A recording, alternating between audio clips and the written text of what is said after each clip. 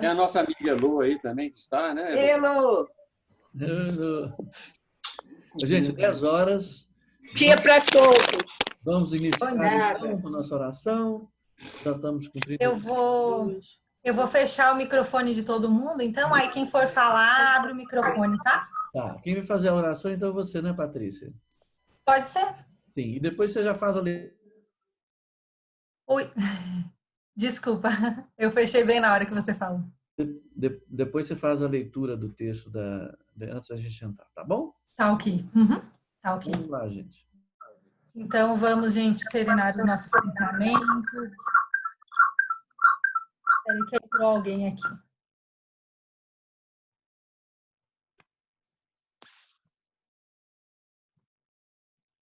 Peraí. Desculpa, tinha entrado, gente. Então, vamos serenar os nossos pensamentos e, nesse momento, visualizar Jesus e pedir aos amigos espirituais, a doutora Bittencourt, a Manuel Felipe, que neste momento possam estar presentes, nos amparando, nos ajudando. E a cada irmão que aqui não se encontra, está no tratamento, que essas emanações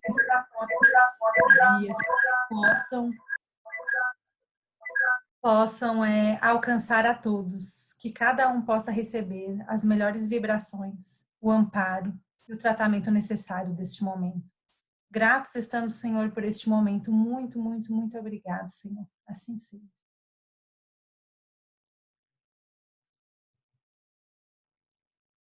Agora a gente vai ler a mensagem da Aldinha, né, que ela recebeu hoje, que diz assim: Queridos irmãos, filhos amados, quando Jesus se despedia dos seus discípulos, assegurou a eles que ninguém iria ao Pai se não fosse por seu intermédio.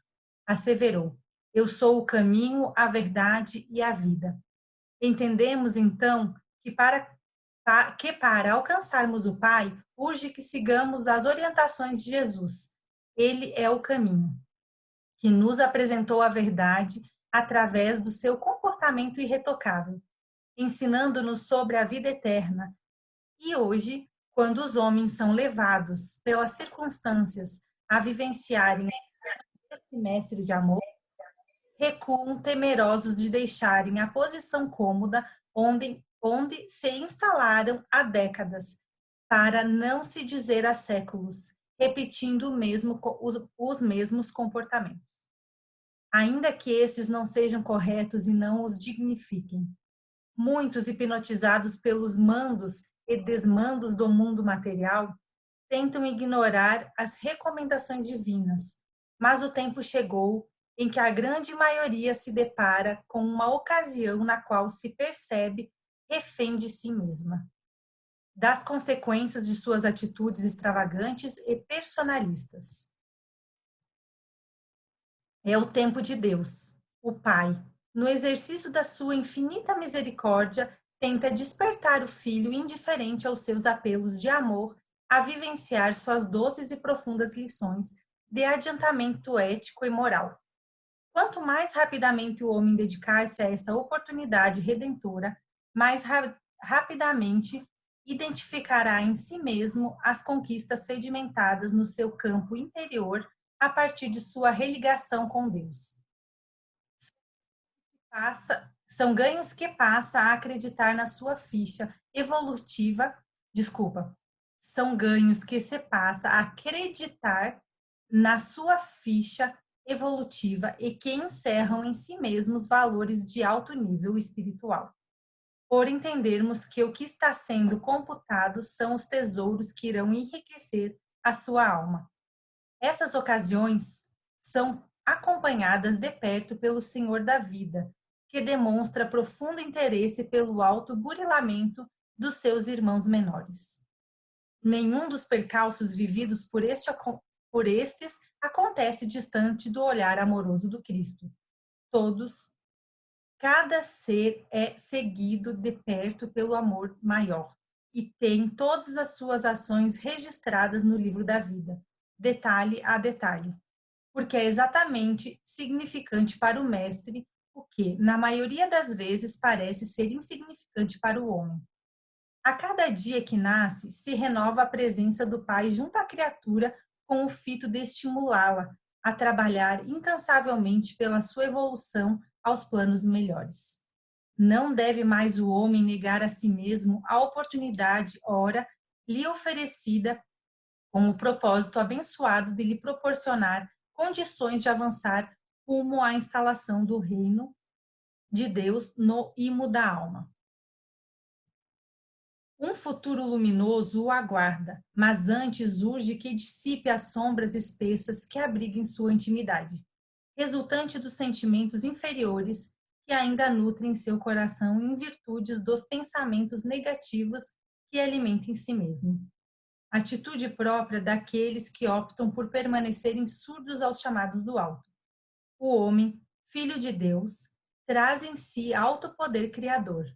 Sendo assim, faz-se necessário que nessa hora movimente todo o seu potencial criativo, colaborando efetivamente com o Pai na instalação do reino da paz, da concórdia, da união, da fraternidade no coração do nosso amado planeta Terra. Com imensa gratidão e muito carinho, do Dr. Bittencourt.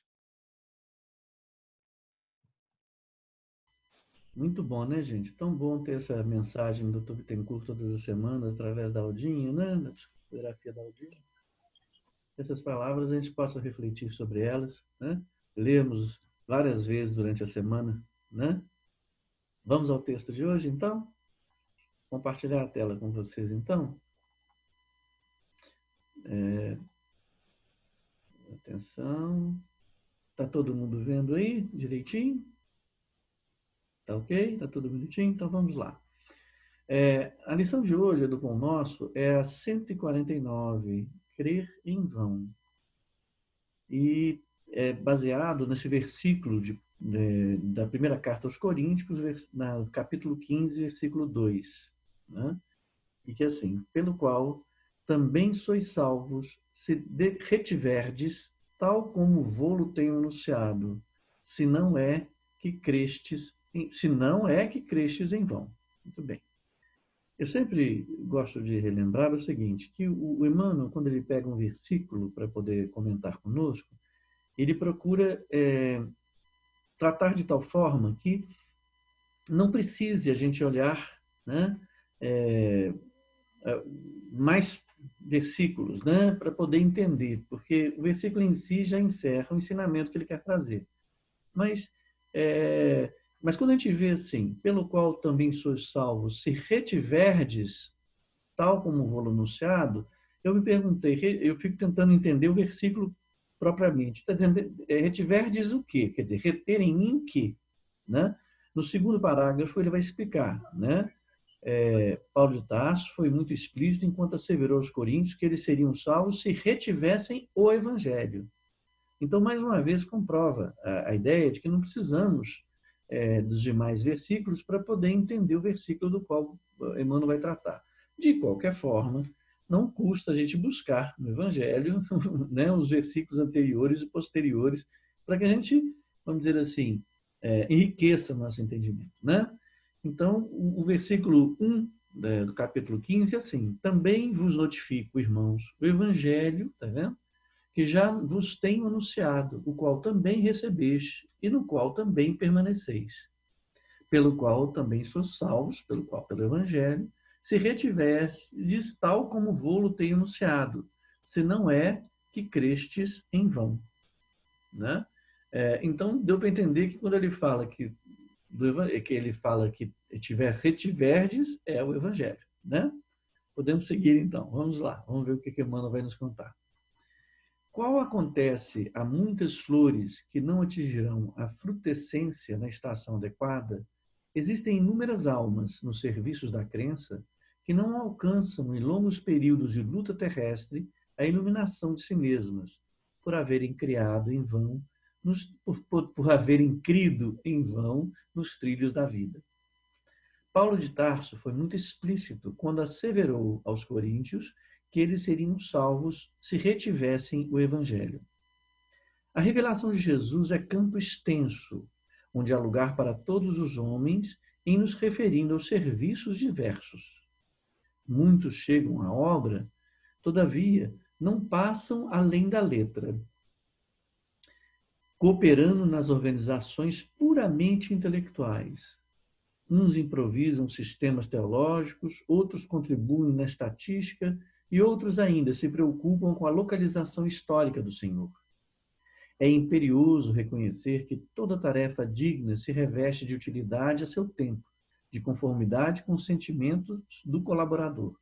Contudo, no que condiz com a vida eterna que o cristianismo nos desdobra ao olhar, é imprescindível retermos em nós o ensinamento do Mestre, com vistas à necessária aplicação. Cada aprendiz há de ser uma página viva do livro que Jesus está escrevendo com o material evolutivo da Terra. O discípulo gravará o Evangelho na própria existência, ou então se preparar ao recomeço do aprendizado, porquanto, sem fixar em si mesmo a luz da lição, debalde terá criado. Terá crido. Perdão mais uma vez. Né? Terá crido. É difícil, né, a gente usar essa palavra, crido, crer, assim, né? Mas vamos lá. Bem, começamos aqui, eu gostaria que a gente olhasse o seguinte. O primeiro ponto que eu acho que era importante a gente tratar, se vocês me permitem, é no que se refere às palavras que ali estão utilizadas. E a palavra que mais me salta ao entendimento é a concepção que é aplicada o tempo inteiro, e eu acho que nós temos utilizado de uma forma como se todos nós já entendêssemos o que isso significa, que é a palavra salvo, ou salvação. Veja, pelo qual também sois salvos, se retiveste tal como vou ter anunciado, senão é que credes em vão. Tá certo que, de princípio, a gente entende claramente que é reter o Evangelho em nós mesmos, ou seja, tornar o Evangelho como uma coisa, como um valor fundamental em nossa vida, e por isso seremos salvos. Só seremos salvos se assim o fizermos.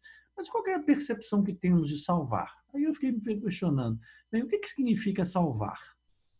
No significado do português normal, né, diríamos que assim, tirar ou livrar alguém, algo a si mesmo, de perigo, dificuldade. Liberar, remir, resgatar. Ok, então tá bom. Então quer dizer que eu percebi em mim que a ideia de ser salvo sempre associada à ação de outro em relação a mim. Né?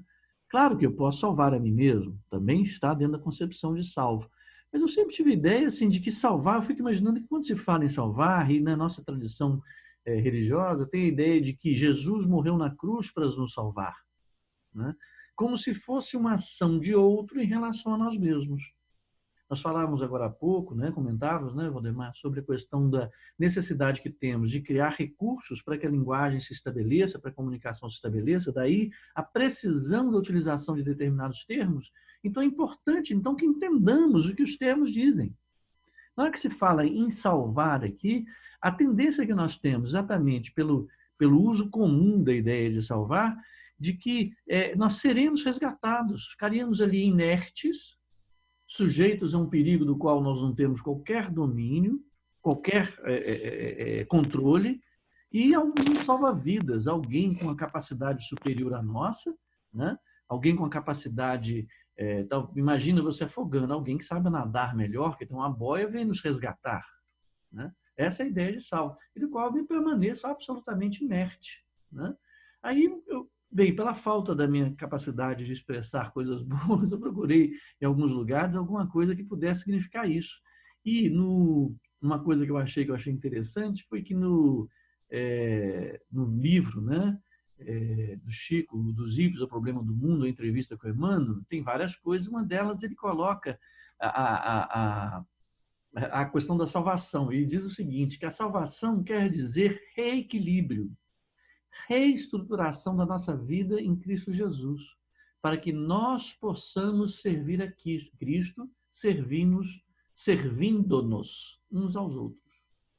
Então, ele já muda a percepção de que salvar, e é importante que a gente comece a colocar isso na nossa, vamos dizer, nosso edifício lógico, axiológico, de que salvar não é ficar inerte, exposto a um perigo, e que alguém vá nos salvar. Porque nós vamos associar sempre a salvação como um momento de desespero ou de desequilíbrio nosso, em que venha alguém e nos retire, venha algo que nos retire dessa situação da qual não temos domínio.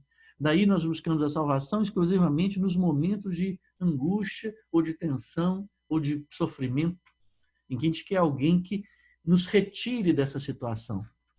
E, no entanto, não é isso. No entanto, não é só isso, né? É claro que sempre que buscamos o socorro divino, através das nossas orações, nós somos atendidos de uma maneira ou de outra, né? Mas a questão de salvação é o trabalho que fazemos de nos salvar de vivenciar as consequências de nossos atos desequilibrados. Então, como o Emmanuel bem coloca, né? Salvar é reequilibrar, é nos adequarmos em servir Jesus, servindo-nos uns aos outros, né? Então, esse salvar é trazer para nós os recursos necessários para que nós possamos encontrar equilíbrio e nos salvar de sofrimentos futuros, né? Uma vez que nós não estaríamos despreparados para poder recebê-los, nos salvar das consequências nefastas das nossas revoltas, dos nossos desequilíbrios, de cedermos aos nossos egoísmos, enfim, é buscar em nós a retidão, né? Quando fala retidão, parece que é sempre a ideia de uma reta, não. Eu digo, a retidão do propósito de ter em nós o Evangelho. Este é o salvar. E essa salvação só é de fato, só nos livraremos, né? Só estaremos salvos, ou livres, ou reequilibrados, como Emmanuel bem coloca, na medida que conseguimos reter o Evangelho em nós. E ele ainda faz muito interessante nesse versículo, que ele fala, como vô-lo tenho anunciado. O que o Paulo coloca dessa forma? Como ele tem anunciado, mas vocês lembram das expressões que diz, evangelize sempre, se for possível, use as palavras, se for preciso, use as palavras. Então, quando ele anuncia o Evangelho, Paulo vem anunciando o Evangelho nas suas ações. É assim que ele anuncia. Quando ele retém a exemplificação de Jesus em si e também segue esses passos e traduz em seus atos, em suas falas, em seus pensamentos, aquilo que ele tem retido, né? Isso é muito interessante. Aí ele vem entrar na questão que eu acho muito interessante sobre a questão de crer.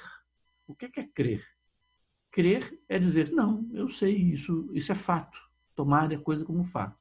Então, quando falo em crer, eu lembro muito daquela história assim, que fala eu não sei falar espanhol não, mas assim, eu não creio em brujas, mas que elas ai. Quem sabe espanhol vai falar melhor do que eu, né? Não tem isso? Eu não creio em bruxas, mas que elas ai. Isso para mim sintetiza muito bem a coisa, quer dizer, o que adianta você acreditar? O que vai importar de fato é se elas existem ou não. O fato de você acreditar não muda nada. Talvez mude alguma coisa em você, o que é muito importante, claro, né? Queremos acreditar, isso é muito bom. Mas, objetivamente, isso não faz a menor diferença, assim, utilitária para a coisa, né? Sim, eu chego para você e digo o seguinte, sabia que lá em Varginha tem você acredita que eu disser para você que lá em Varginha tem, sei lá, um ET, eu ia falar um ET, mas ET é uma coisa meio provável. Mas tem uma árvore que dá uma fruta do tamanho de um bonde, eu acredito nisso. Que diferença isso faz? Assim, eu não vou em Varginha, isso não vai mudar nada, né? Essa que é a diferença. Eu não creio em bruxas, mas que elas, então assim, posso acreditar. Não muda absolutamente nada, né? Então, o que adianta eu crer se isso não tem para mim qualquer tipo de aplicabilidade de forma a trabalhar para a minha salvação, para a melhoria ou para o crescimento do meu espírito, da minha identidade, do meu espírito eterno, né? De que adianta? Absolutamente nada. O importante é que as coisas pelas quais eu tenha conhecimento, elas me sirvam em fazer relevância na minha vida. Né? É esse que é o ponto mais importante dessa questão. Então, bem, nós não saímos do versículo ainda, vamos entrar no Emmanuel para a gente poder continuar nossas reflexões, como diz muito bem o Valdemar. Bem, qual acontece a muitas flores que não atingirão a frutescência na estação adequada?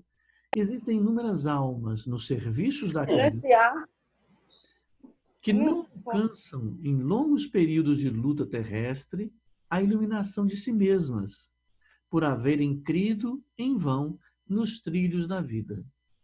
Bem, essa frase está, vamos dizer, fazendo uma síntese do versículo como um tal. Mas vamos entender, como nós reforçando, a necessidade da precisão, inclusive das analogias feitas pelos nossos mentores espirituais, da precisão das palavras utilizadas, né? Então, veja, qual acontece a muitas flores,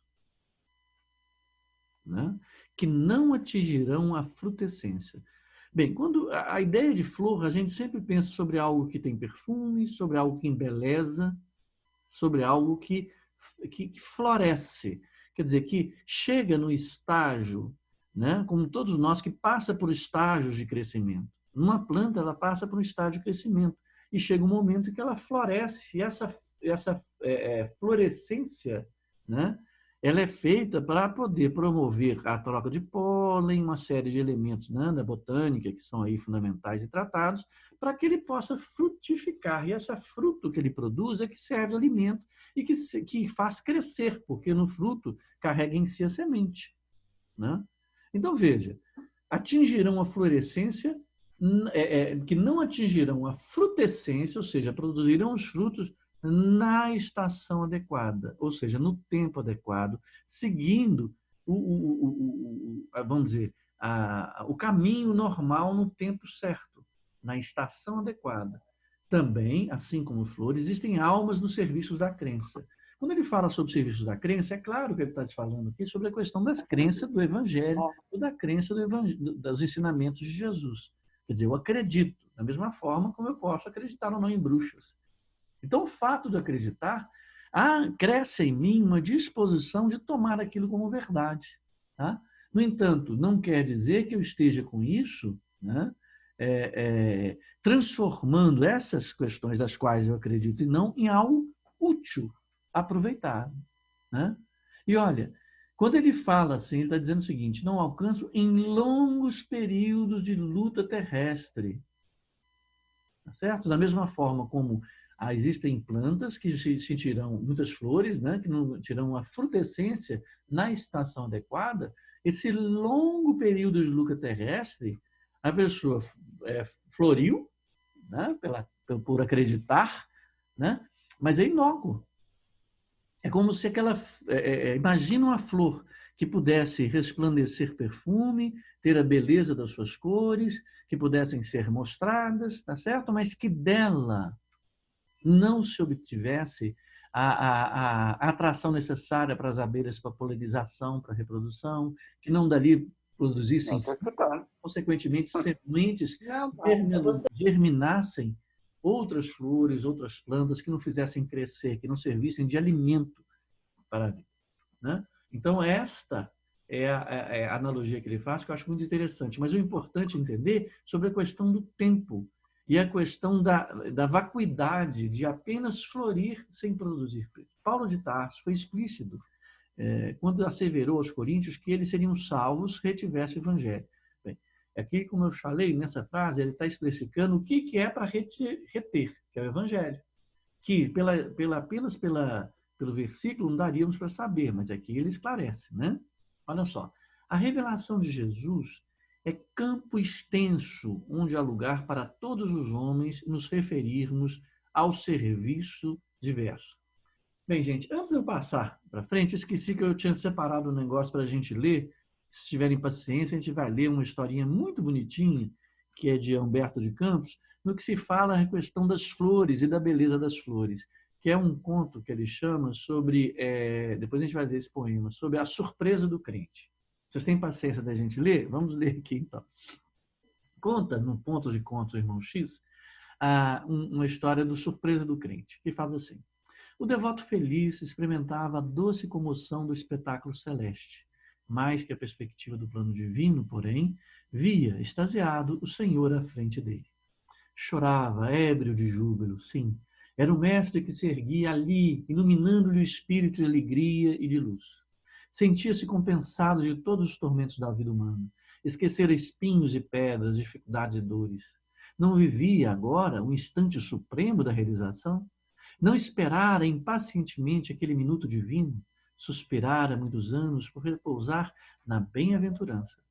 recebera-se em si próprio no mundo, recolhera-se em si próprio no mundo, aguardando aquela hora de imortalidade e beleza. Fugir aos homens, renunciar aos mais singelos prazeres, distanciara-se das contradições da existência terrestre, afastara-se de todos os companheiros de humanidade que se mantinham possuídos pela ilusão ou pelo mal. Assombrado com as perturbações sociais de seu tempo e receoso de complicar-se no domínio das responsabilidades, asilara-se no místico santuário de adoração e aguardara o Senhor que resplandecia glorificado ali, diante dos seus olhos. Jesus aproximou-se e saudou. Oh, semelhante manifestação de carinho embriagava-o de ventura. Sentia-se mais poderoso e mais feliz que todos os príncipes do mundo reunidos. O divino mestre sorriu e perguntou-lhe: dize-me, discípulo querido, onde puseste os ensinamentos que te dei? O crente levou a destra ao tórax o preço de alegria e respondeu: no coração. Onde guardaste, tornou o amigo sublime, minhas continuadas bênçãos de paz misericordiosa, de paz e misericórdia? No coração, retrucou o interpelado. E as luzes que acendi em torno de teus passos? Tenho-as no coração, repetiu o devoto possuído de imenso júbilo. O mestre silenciou por instantes e indagou novamente. E os dons que te ministrei? Permanecem comigo, informou o aprendiz, no recôndito da alma. Silenciou o Cristo. E depois de longo intervalo, inquiriu ainda. Ouve, onde arquivaste a fé, as dádivas, as oportunidades de santificação, as esperanças e os bens infinitos que foram entregues em meu nome? Reafirmou o discípulo, reverente e humilde.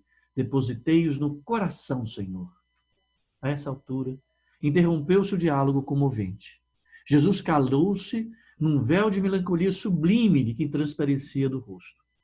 O devoto perdeu a expressão de beatitude inicial e, reparando que o mestre se mantinha em silêncio, indagou: benfeitor divino, poderei doravante abrigar-me na paz inalterável de tua graça, que já fiz o depósito sagrado de tuas bênçãos em meu coração?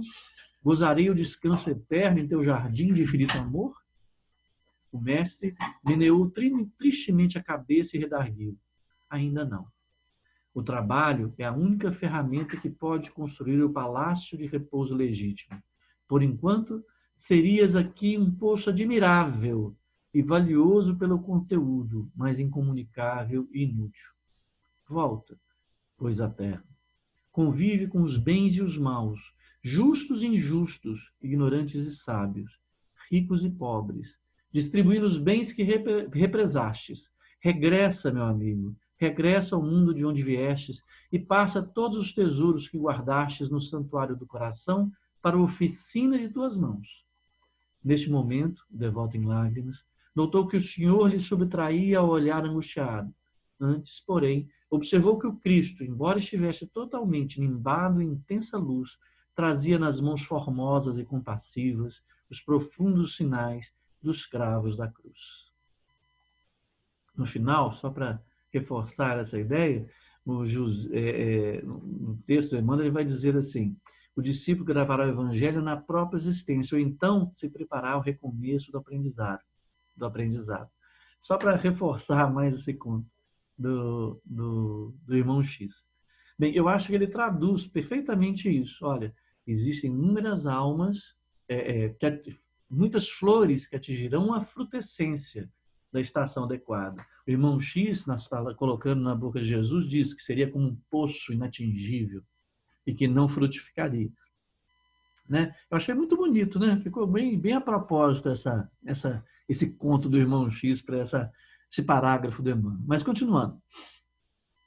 A revelação de Jesus é campo extenso, onde há lugar para todos os homens em nos referindo aos serviços diversos. Olha só. Quando ele fala assim que a revelação é campo extenso, lembremos que no 148 ele fala sobre seara. Seara é campo cultivado. Messe, ele sempre faz analogia com campo. Messe é o campo pronto para a colheita, né? Que é lugar para todos os homens. Então, veja, quando ele fala todos os homens, é para todos os matizes. Então, não existe inadequação de ninguém. Tá certo? Há lugar para flores, Há lugar para todos os trabalhos que possam ser realizados, assim como foi mostrado na conta, né? Para poder marcar as mãos na cruz, o que simboliza de fortificar as mãos, né? Colocá-las em serviço, né? Colocá-las em serviço. Há lugar para todos os homens, em todos os tipos de serviço, dentro da ideia do Evangelho. Há aqueles que se dispõem a estudá-lo, há aqueles que se dispõem a colocá-los em prática. Não há problema sobre a qualidade do serviço, né? O campo de trabalho extenso para todos eles. Não há problema quanto a isso, né? E há lugar para todos eles. A grande questão não se situa aí, não se situa no objeto do trabalho, se situa na retenção do valor deste trabalho sob o ponto de vista do Evangelho. Então, veja, muitos chegam à obra, seja ela qual for, todavia não passam além da letra, cooperando nas organizações puramente intelectuais, uns improvisam sistemas teológicos, outros contribuem na estatística e outros ainda se preocupam com a localização histórica do Senhor. Então, veja, muitos chegam à obra, todavia não passam além da letra. Lembro de Emmanuel dizer o seguinte: o importante é tirar o espírito da letra. Então, veja, é o mesmo que se diz sobre o que adianta crer se você não absorve aquilo que crê, né?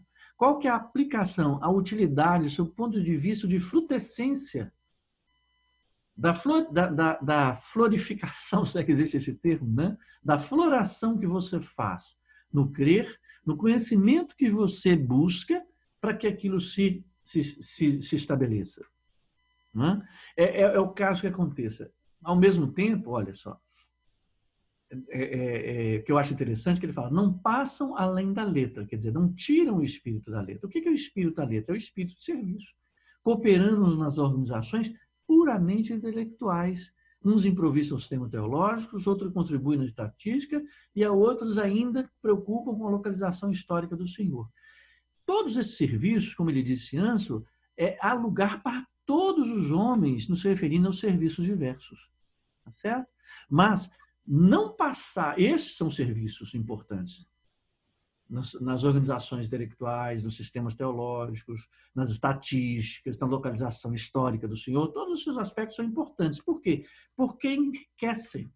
Mas vejamos o que define o Espiritismo. O Espiritismo não é a fé raciocinada e não o raciocínio da fé. Então veja, e o que é fé? Fé, a gente poderia traduzir como confiança no que se crê, né? Fé é o que nos movimenta. É aquela história, não creio em bruxa, mas que ai. Né? Que diferença isso faz? Nenhuma. Mas que diferença faz eu saber assim que Deus Pai está acima de tudo, que é infinitamente bom e justo, e ter tanta confiança nisso que eu hei de enfrentar todos os problemas e todas as dificuldades que se apresentam na minha vida, confiante, com confiança de que estou sendo assistido porque Deus é infinitamente, soberanamente justo e bom. Aí sim eu ajo com fé. Então eu creio que Deus é soberanamente bom e justo. E além de crer, como eu poderia crer, isso não faz a menor diferença, eu confio. Eu tenho isso como referencial, como valor referencial, como premissa que vai definir as ações e as minhas escolhas, sejam para os problemas, sejam para as facilidades, sejam para qualquer atividade da minha vida. Esta é a postura de fé. Esta é a frutificação que eu dou naquilo em que eu faço, veja, toda vez que a gente vai escolher alguma coisa, a gente utiliza determinadas premissas para fazer escolhas. E uma delas é emocional. Aliás, a primordial é emocional, né? Os marqueteiros já sabem que ninguém compra com lógica, compra com emoção, né? Porque senão ninguém compraria essa blusa rosa linda, né? A gente compraria uma outra lá que dá menos trabalho para lavar, não perder a cor. A questão é que o que nos faz mover é aquilo que nós elegemos como um valor primordial que ordena as nossas escolhas. Então, se eu fico na letra e não retenho isso como valor primordial, as minhas ações não serão geridas por isso. sejam geridas por aquilo que verdadeiramente eu elejo como valor. Por isso que ele diz, todas as obras, né, chegam lá, ele fala que há um lugar para todos os homens no que se refere aos serviços diversos. Né? Mas o importante não é o serviço, não é o objeto, é o que você faz. É a frutificação desse serviço, tendo como referência o sentimento daquilo que você faz. No Evangelho. Ele continua. É imperioso reconhecer que toda tarefa digna se reveste de utilidade. Veja o que nós estamos falando. A seu tempo. Utilidade a seu tempo. Há tempo para estudar, há tempo para poder ter atos de beneficência, né? Há tempo para tudo. De conformidade com os sentimentos do colaborador. Isso eu acho maravilhoso, ele colocar isso. Né? Por quê? Porque o que ele está dizendo? Toda tarefa digna recebe utilidade a seu tempo de conformidade com os sentimentos do colaborador. O que acontece? Os nossos sentimentos, eles não são únicos, estabelecidos e estanques ao longo de nossa vida. Nossos sentimentos são aperfeiçoados a partir das nossas escolhas, das nossas vivências e do que nós fazemos com os nossos sofrimentos, com as nossas alegrias. É isso que vai, vamos dizer, sofisticando, que vai aprimorando os nossos sentimentos. Em determinado momento, movido às vezes pela necessidade que temos de aprender caminhos de amor, a gente se dedique, por exemplo, a determinada atividade beneficente. Muito embora nosso coração, nossos sentimentos não sejam os mais sofisticados no que se refere a amor ao próximo. Mas nós estamos na tarefa de disciplinar as nossas ações de forma a construir um sentimento que seja, que é ideal, que nós buscamos. Então, nós nos colocamos a serviço. Então, tem utilidade aquela ação que nós façamos. Mas ela é em conformidade com o sentimento que eu carrego ao colaborar com aquela tarefa. Há pessoas, aquela história, como Jesus já disse, nós falamos a última vez, só conseguimos expulsar demônio com jejum ou com amor. Né? Com jejum de oração, que fala, outro dia estava dizendo que era com sacrifício, jejum, amor. Né? Só assim expulsamos demônios. Então, o que ele está dizendo? O que é jejum, o que é sacrifício? Muitas vezes o sentimento que eu tenho é de colocar como objetivo eu me iluminar, segundo os caminhos de Jesus, buscar a referência de Jesus, mas muito embora isso não seja já uma percepção de amor ao próximo íntegra, total em meu coração, eu estou trilhando, mas é um valor, é um objetivo, e eu me coloco a serviço, e o meu sentimento é de me colocar a serviço para que isso seja construído em mim. Não é verdade? Então, olha, toda tarefa digna reveste de utilidade a seu tempo. Eu estou no tempo de construir esse amor em mim. Estou no tempo do sacrifício. Estou no tempo do jejum. Esse é o meu sentimento. Então, ela é digna e ela será de utilidade. Contudo, no que condiz com a vida eterna que o cristianismo nos desdobra a olhar, é imprescindível retermos em nós o ensinamento do mestre com vistas à necessária aplicação. Então, na medida que eu coloco esse serviço, mesmo que eu não tenha esse amor pelo próximo, já instaurado em meu coração, instaurado em minhas atitudes, eu me coloco em serviço, porque eu estou em vistas, né? Eu estou colocando o exemplo de Jesus, né? Buscando a necessária aplicação. Se eu não consigo fazer isso por amor, eu faço por sacrifício. Então, ela será útil. E a cada tempo, os meus sentimentos, eles serão de acordo com a ação que eu fizer. Porque eles serão dinâmicos, eles serão construídos. Sentir amor como sentimento, ele passa pelo verbo. Ele não se dá como um instante, como um passo de mágica. Ele dá por um processo construtivo, pelas coisas que nós escolhemos fazer. Não é verdade? Então, se eu tenho vistas a seguir o mestre, eu vou dar nas minhas exemplificações, dos meus trabalhos, esse objetivo. Então, eu estou tendo vistas a necessária aplicação para o meu crescimento, né? Para a minha salvação, para o meu reequilíbrio. Eu não vou me reequilibrar por uma simples vontade. A vontade que me move a me colocar em processo para que essa salvação se instaure em mim, para que o reequilíbrio se instaure em mim. Por que é Jesus que nos salva? Porque é o seu evangelho que serve de recursos para que eu me reequilibre e consiga construir o meu caminho em direção a Jesus. Olha só, cada aprendiz há de ser uma página viva do livro que Jesus está escrevendo com o material evolutivo da Terra. Olha que coisa interessante. Primeiro que ele fala, cada aprendiz. Se consideramos que essa escola, que essa Terra é uma escola, né? E que essa escola tem seus materiais de trabalho, ou seja, tem os materiais evolutivos dessa escola, todos nós aqui nessa escola, nesse estágio evolucional que estamos, somos aprendizes. E cada aprendiz é uma página viva desse livro que Jesus está escrevendo. Agora, ele não está dizendo que ele é uma página viva, considerando como escola, é como se fosse cada aluno uma página viva. Agora, há os alunos que se permanecem rebeldes, mas que participam, estão vivos e fazem parte desse livro, que é essa escola que é a Terra, do livro de Jesus sobre essa escola que é a Terra. Agora, a maneira que vamos colocar como aprendizes, né, ou como nós estamos nessa escola, é distinta, de acordo com as escolhas que façamos. Não importa o que vamos crer. O que vamos crer nos baliza para o que vamos fazer. É o que está sendo dito. Não adianta crermos no Evangelho se não o retivermos. Da mesma forma, numa escola, de nada assistir às aulas se eu não me proponho a estudá-las, fazer exercícios e absorver esse conhecimento e aplicá-lo. Né? Não adianta. É a mesma coisa. Agora, esse meu papel está escrito no livro que Jesus está escrevendo. É uma página viva. E ela terá as cores que eu der a ela. Essa vida terá as cores que eu der a ela. Então, o que ele diz que toda tarefa digna se reveste de utilidade. Mas ela fazerá parte da história. Agora, a maneira que será apresentada, cabe a nós definirmos.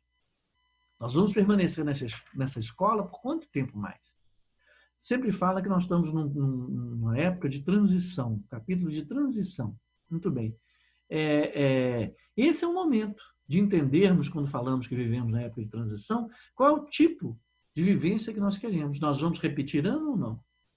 Veja que na frase seguinte, vamos pegar a frase seguinte, olha. O discípulo gravará o evangelho na própria existência. Ou então, se preparar ao recomeço do aprendizado. Lembram lá o conto do irmão X? Porquanto, sem fixar em si mesmo a luz da lição, debalde terá crido. Então, veja, ele começa dizendo, cada aprendiz são todos nós. Depois ele fala, o discípulo. Mesmo que a gente utilize isso de forma didática para uma pregação, discípulo, quem é o discípulo? O discípulo é aprendiz? É. Mas o aprendiz é discípulo? Não necessariamente. Conceitualmente, vamos dizer assim.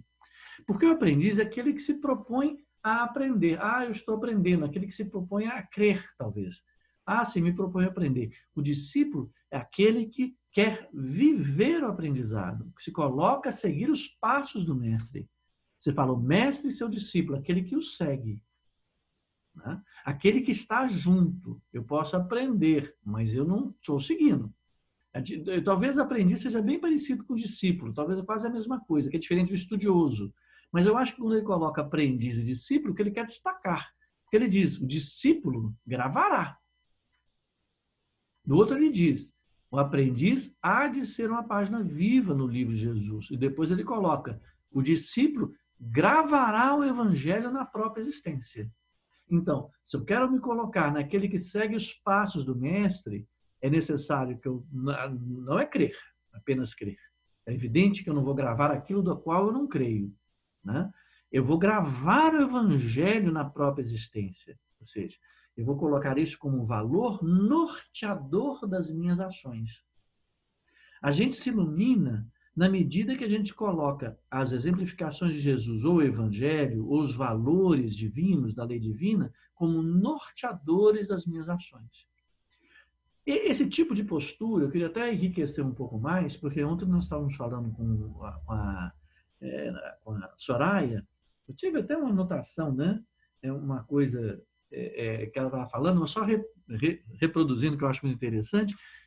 Quando o discípulo, quando nós, discípulos, nós conseguimos gravar o evangelho na própria existência, a gente consegue entender as questões que a Soraya falou ontem sobre a coisa que suplanta a nossa tida justiça, né?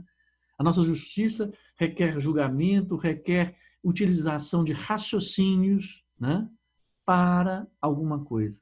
Você lembra que nós falamos anteriormente que no Espiritismo é a fé raciocinada, que é bem diferente de raciocínio para a fé?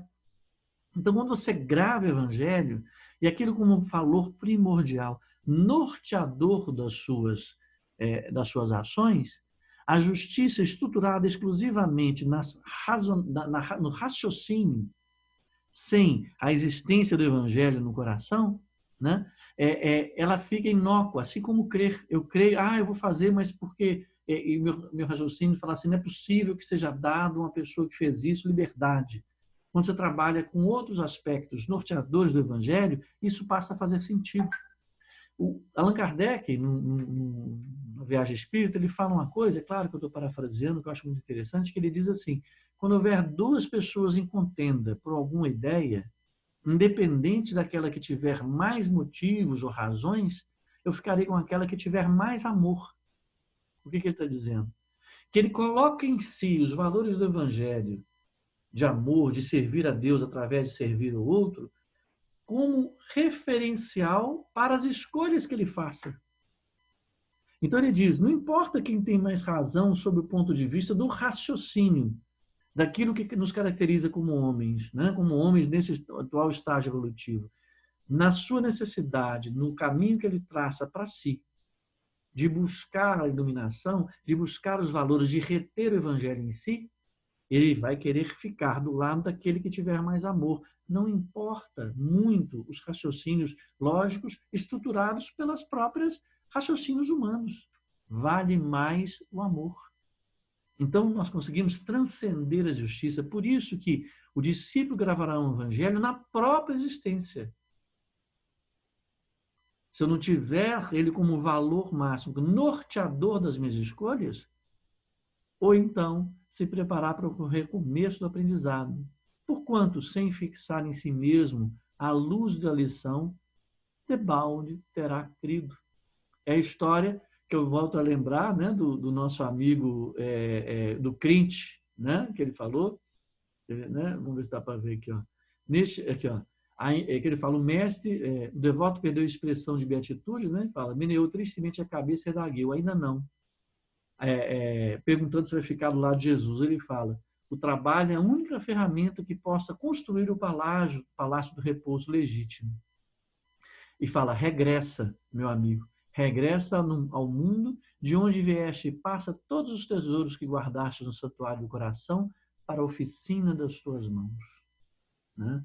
Então, é como ele diz, o discípulo gravará o evangelho na própria existência, ou então se preparar ao recomeço do aprendizado. Porquanto, sem fixar em si mesmo a luz da lição, debalde terá crido. Né? Então, eu acho que eu poderia ter lido aquele conto agora, ou lido lá atrás, mas aquilo lá atrás vai preparando a gente para chegar nesse ponto. E só para a gente encerrar, que eu acho que fica muito bonitinho, deixa eu ver se eu tinha mais alguma outra coisa que eu tinha separado aqui, não. Que era... sim. Era mais um poema muito interessante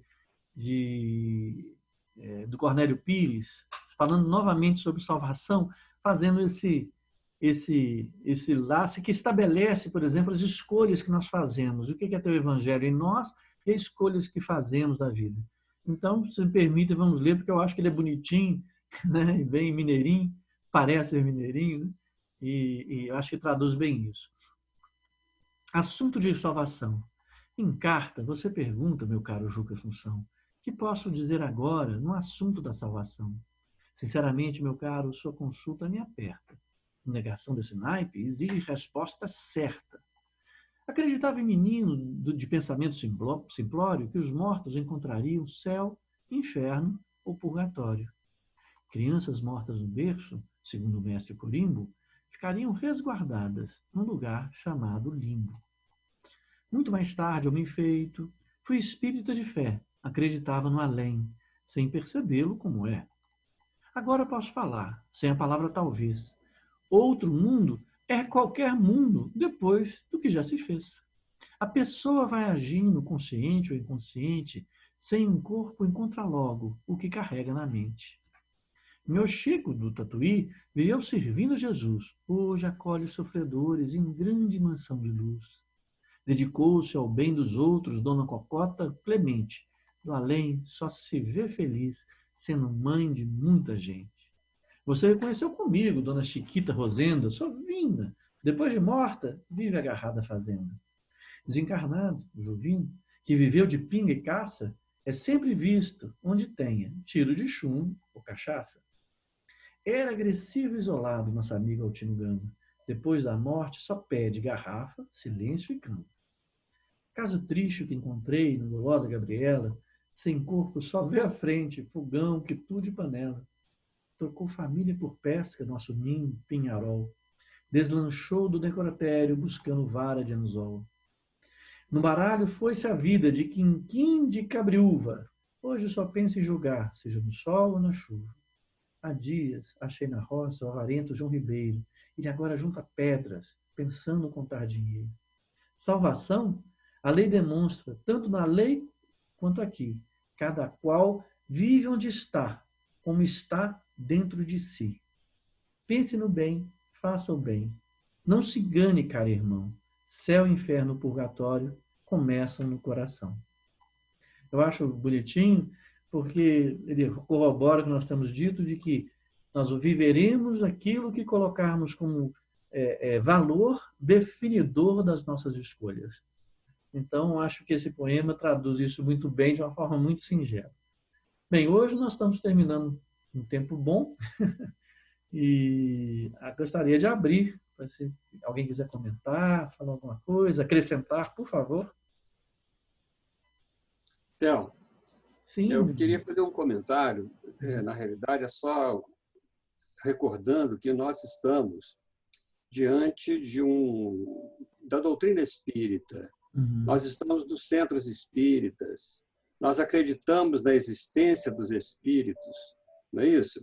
E Kardec nos faz uma advertência no Livro dos Médiuns, que ele diz o seguinte: que importa crer, então, na existência dos espíritos, se essa crença não faz que aquele que a tem se torne melhor, mais benigno, indulgente para com seus semelhantes, mais humilde e paciente na adversidade? De que serve ao avarento ser espírita, se continua avarento? Ao orgulhoso se conserva cheio de si? Ao invejoso se permanece dominado pela inveja? Assim poderiam todos os homens acreditar nas manifestações dos espíritos e a humanidade ficaria estacionada. Tais, porém, não são os desígnios de Deus. Para o objetivo providencial, portanto, é que devem tender todas as sociedades espíritas sérias, grupando todos os que se achem animados dos mesmos sentimentos.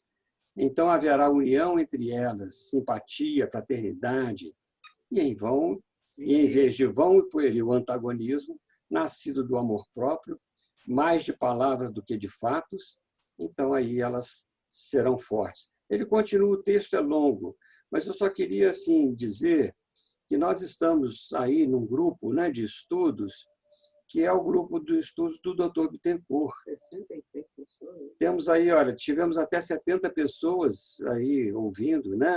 Agora somos 66. Olha que coisa importante. Muitas vezes nós acreditamos nas curas que vêm, nós acreditamos na manifestação dos espíritos, mas isso é do corpo. Isso é situação para o nosso corpo. E como nós estamos colocando isso em prática dentro das nossas almas, dentro dessa proposta que Emmanuel nos trouxe e dentro daquilo que Allan Kardec, então, perfeitamente também nos traz no Livro dos Médiuns, no item 350. E que importa acreditar nisso se nós ainda vamos continuar sendo os mesmos avarentos, orgulhosos, invejosos e assim por diante. Então, é importante que a gente tenha este cristianismo redivivo, com essa manifestação ostensiva dos Espíritos, que trazem em nosso favor tantos benefícios, mas que, para isso, nós devemos reter, não reter para ter para nós, mas sim para sair pelas nossas mãos, pelos nossos atos, pela nossa vivência com os semelhantes, em coisas cada vez melhores. Eu achei esse texto do Emmanuel fabuloso, sabe? Porque isso nos acrescenta bastante nesse sentido de entendermos mais a doutrina espírita para sermos melhores. Porque a doutrina espírita é o evangelho redivivo, não é isso? Então, veja, Kardec vai colocar isso no livro dos Médiuns. E quando Paulo fala da carta aos Coríntios, a partir do capítulo 12, ele vai falar sobre a mediunidade, ele vai falar sobre a profetização, que é, na realidade, os profetas de hoje, que são os médiuns. Então, é exatamente dentro deste propósito que a gente queria deixar esse texto também para a gente refletir, sabe? Como eu gosto de falar, é sempre reflexão, né, gente? A gente não está ensinando para ninguém. A gente está refletindo para nós mesmos. O que isso está causando dentro de mim? Cada página, cada questão que eu leio, esta questão que foi colocada por Emmanuel hoje para nós, o que isso faz dentro de mim? O que isso modifica dentro da minha alma? Isso é importante a gente levar para frente para que estejamos neste caminho da salvação, né? Neste caminho evolutivo, constante, da nossa melhoria íntima. Ok? Obrigado pela oportunidade de participação. Ô, Valdemar, nós que agradecemos. Assim, eu gosto muito quando você pode contribuir também. Assim, e isso serve para todos. É muito importante de lembrar, como o Valdemar bem colocou, que isso não é aula, não é ensinamento, é um estudo conjunto.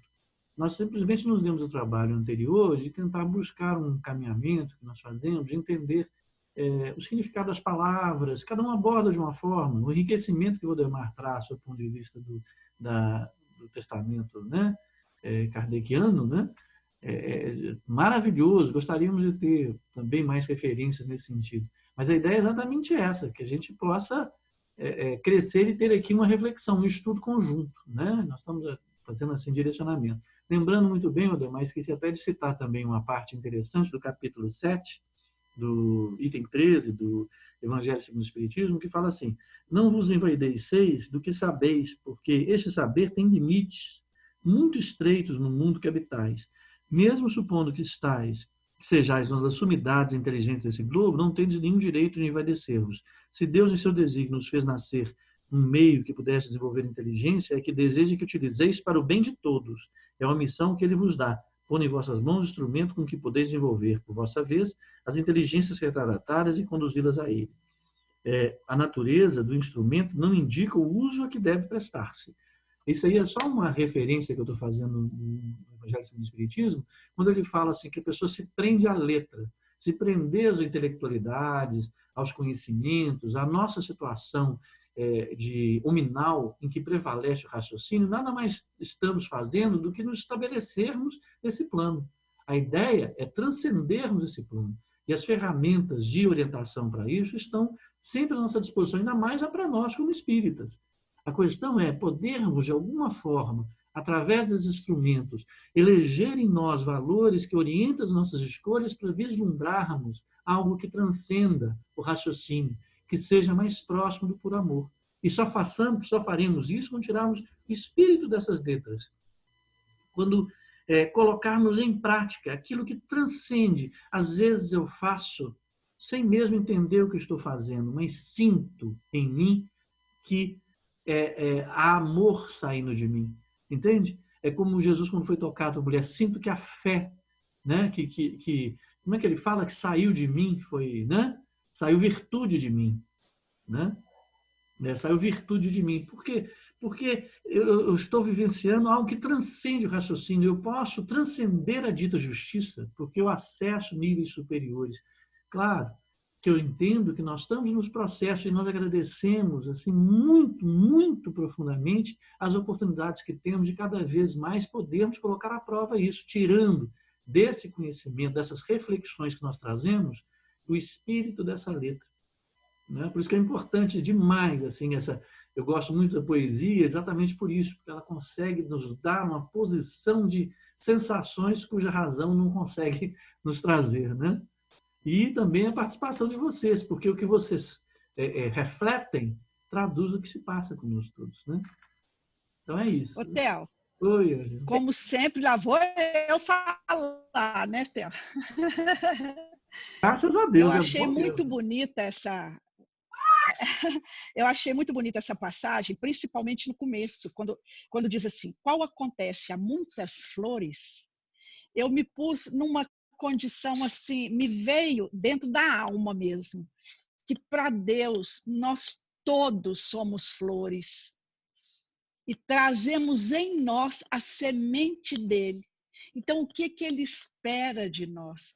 Que nós tenhamos, como a flor da natureza, a frutescência calma, tranquila, devagar, mas sempre, sempre. E aí nós vamos florescer. Maravilhoso. Valeu o texto todo por isso.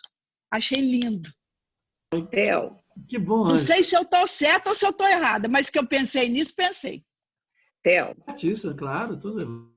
Queria dar uma palavrinha, posso? Claro, vamos sim. Eu achei muito maravilhoso esse texto. E esse texto me remeteu a outro estudo, que é da parábola do mordomo infiel, né? Quando o mordomo infiel, né? Não vou contar a parábola toda porque demora, né? Mas eu quero jogar só na essência daquilo que me fez refletir. Quando o mordomo toma aquela atitude de ajudar aqueles devedores do patrão dele, né? E que foi mal visto por determinados olhares, mas o que aquilo significava em termos de fazer o bem, de ajudar o próximo, sem ter nada de lucro em troca, entendeu? Sem ter nenhum benefício. E aí, na própria parábola, eles trazem, né? Jesus traz para nós que ele agiu de forma mais assim positiva e mais com ganho maior do que os filhos da luz. O que são os filhos da luz? Somos nós que somos os cristãos, porque a gente muitas vezes, como cristão, não tem esse olhar puro, verdadeiro, de ajudar de forma despretensiosa, sem querer algum lucro, que seja prestígio, que seja um local de posição. Às vezes a gente procura um pouco isso dentro da gente, de forma egoísta. E aí a pessoa fazendo aquilo sem ter nenhum mérito para ele, tem muito mais fruto, né? Tem muito mais assim retorno do que aquele que faz pensando em alguma coisa de retorno. Essa parábola é muito profunda e ela é muitas vezes mal vista porque ela nos leva justamente a fazer aquilo de bem ao próximo, pensando no amanhã, exatamente aquilo, pensando no nosso depois, né? No nosso desencarne. A gente, como cristão, a gente está aqui na Terra para poder melhorar, evoluir, né? Crescer. E muitas vezes a gente, no nosso cotidiano, esquecemos de que tudo que a gente faz, a gente está plantando, não é? Igual ele colocou no texto da questão da flor, porque fica só aquela coisa do vaso bonito, né? Tem um vaso com uma flor bonita. Aquilo é aparência. E o que está por trás daquilo? O que tem dentro daquilo? Além da aparência, tem algo produtivo, frutífero lá dentro, que realmente vai dar retorno, vai dar fruto produtivo? Então, é isso que a gente tem que refletir muito no nosso cotidiano. É muito aquilo que você trouxe e também o que o Valdemar trouxe. A gente tem que pensar nas nossas atitudes diariamente, tentando não ser perfeito, porque a gente não é perfeito ainda, mas tentando buscar essa perfeição. Então, eu queria trazer essa parábola do mordomo fiel, que é belíssima e que vale reflexão também. É isso, obrigada. Ana Paula, lindíssimo. Lembrei duas situações. Uma de Paulo também, que tem uma passagem dele que ele diz assim, que não sejamos falando sobre a questão de crer e não reter, é que senão seremos como sinos, que retinam, mas não soam. Né? E a ideia é colocada pelo irmão X, né, de poço, belíssimo, mas inacessível. Né? Florimos, mas sem, né, Ângela, como você falou, sem frutificar. Né? É necessário que tenhamos frutos, que se faça. Eu lembro uma historinha rápida de um moço que chegou para contar, uma moça chegando para contar, e falou: eu ando sonhando uma cachoeira linda com borboletas azuis, com verdinho maravilhoso. Que beleza. No dia seguinte, sonhei de novo, com um laguinho, né? Lindo, águas cristalinas, céu azul, borboletas azuis, passarinhos. Terceira vez. E aí, sonhei. Aí ele pergunta, sonhei com laguinho, a mesma coisa linda, aquela paisagem paradisíaca. Aí ele falou assim, vem cá, e aí, aconteceu alguma coisa? Fez alguma coisa? Deu alguma coisa? Eu falei assim, não, nada, é só isso. Você não sai daí correndo. Tá te iludindo, tá te acabando com você. Peraí, o que adianta essa beleza toda se não produz uma coisa? O que adianta essas flores? São todas flores, mas nós temos nossa estação, o tempo certo, né? A estação adequada. Alguém comentou no grupo, dizendo que num papo do Haroldo com o Saulo e com mais alguém que eu não lembro, falando que as pessoas estão atrasadas na coisa assim, é tempo. 5.000 anos. Né?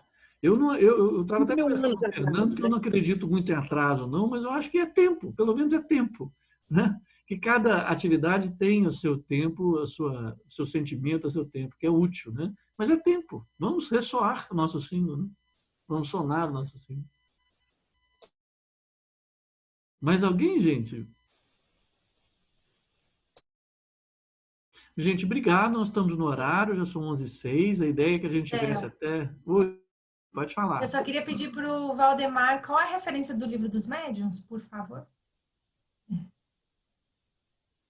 Liga o som.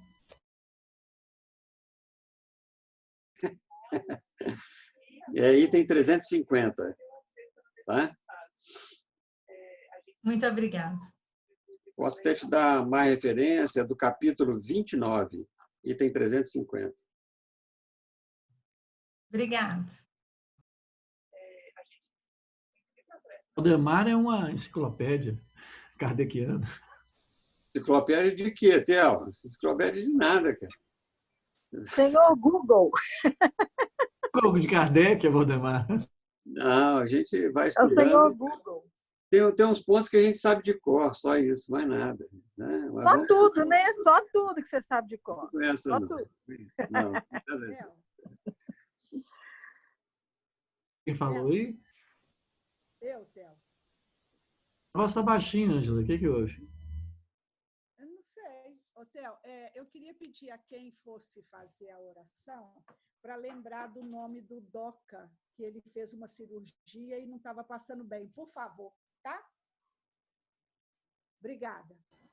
Ótimo, bem lembrado, né? Lembrar do DOCA, lembrar também das pessoas que próximas, né? Que tivesse alguma necessidade, né? E eu queria... Pela Catinha também, viu? A gente possa pedir pela... Também ela ficou internada e está se recuperando agora.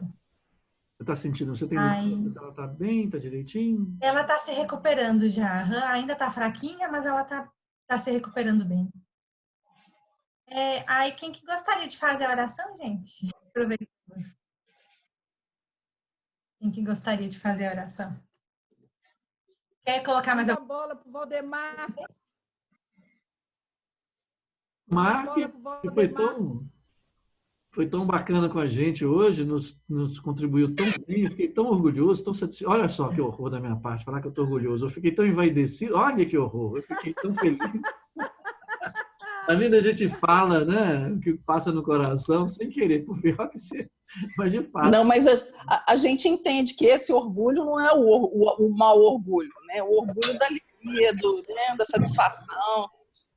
Mas né? Nós temos que nos adestrar, né? Preferia não sentir orgulho. Não usar, né? Não usar, porque vai que faz mau uso, né? Vai que eu estou orgulho por esse nariz grande que eu tenho. Não, vamos lá. Vamos fazer o Valdemar. Você pode fazer a oração para a gente? Muda, então. Fala assim, que alegria. Isso, é uma alegria, não é orgulho, não. O Valdemar, então, vai fazer a prece para a gente, tá bom, gente? Vamos.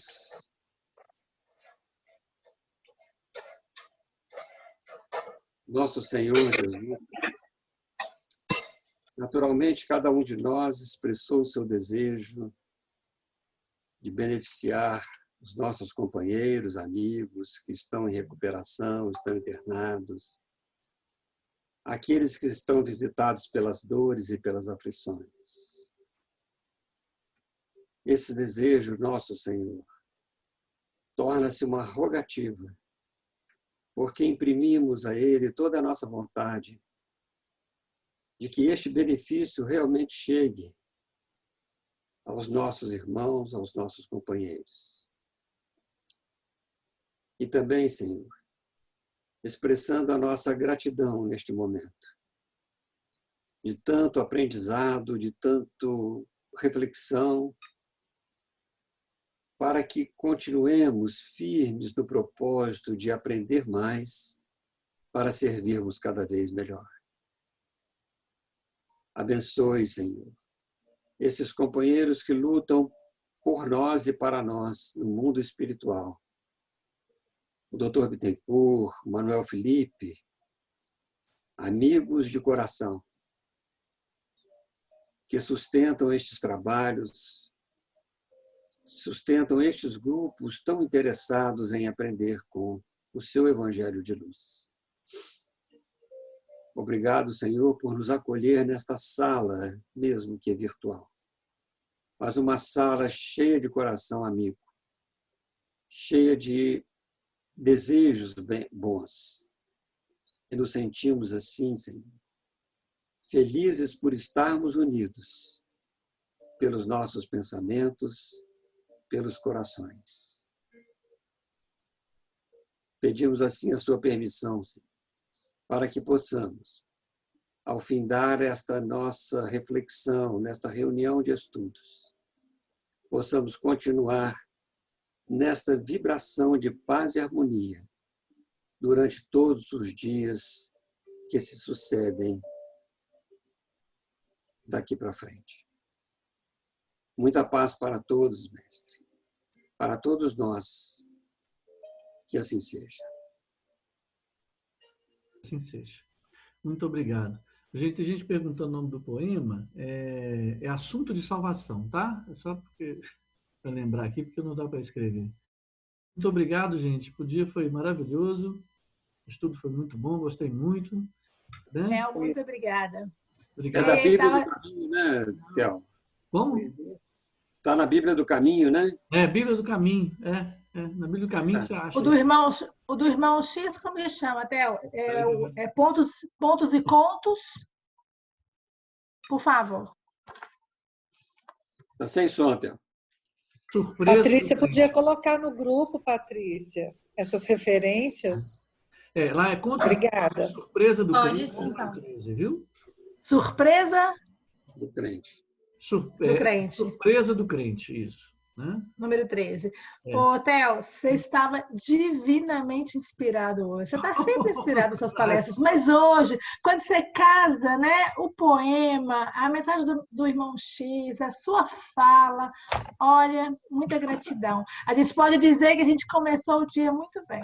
Ai, que bom, que bom. Como diz o Valdemar, nós vamos levar para a semana toda para estar refletindo. Que coisa boa, que coisa boa. Obrigada. Vamos manter Muito nosso obrigada. espírito elevado a semana inteira. Obrigado, viu, gente, pelo carinho de vocês. Obrigada a você. Olha Obrigada, Theo. nós estamos gravando a reunião e vai estar disponível no canal Vídeos Sempre, tá bom? Muito obrigada. E um beijo especial para Edmir. Bom dia. Beijo, gente. Um beijo. Bom dia a todos. Bom dia, tchau.